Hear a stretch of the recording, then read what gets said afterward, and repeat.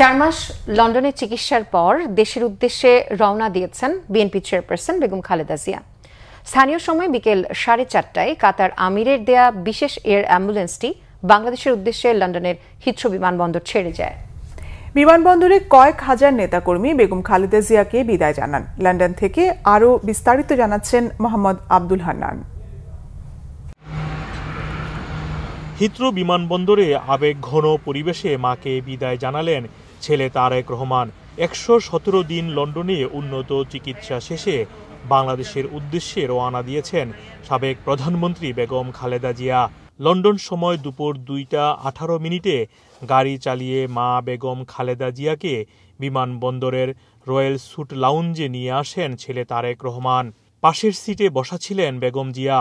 সারিবদ্ধভাবে দাঁড়িয়ে থাকা নেতাকর্মীদের হাত নেড়ে শুভেচ্ছা জানান বেগম জিয়া। সুস্থভাবেই বাংলাদেশে যেন উনি রিল্যাক্সলি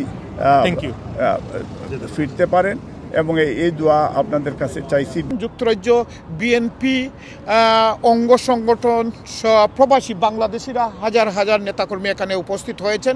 দীর্ঘ 17 বছর পর বেগম জিয়ার সাথে দেশে যাচ্ছেন পুত্রবধূ ডাক্তার জুবাইদা রহমান।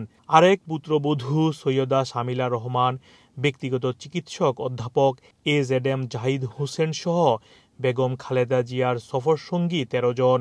এদিকে বেগম খালেদা জিয়াকে বিদায় জানাতে স্থানীয় সময় সকাল 10টা থেকে বিমানবন্দরে জড়ো হয়েছেন শত শত নেতাকর্মী।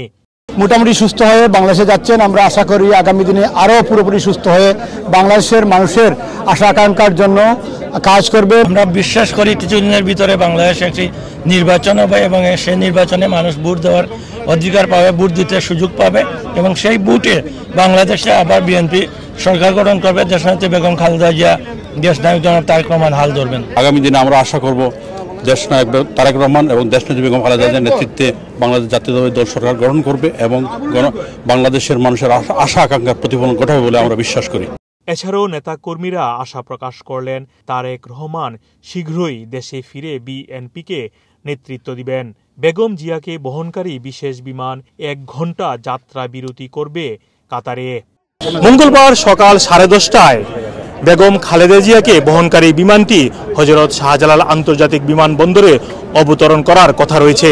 নেতাকর্মীরা আশা প্রকাশ করেছেন বেগম জিয়া আবারও সামনের সারিতে থেকে বিএনপিকে নেতৃত্ব দিবেন।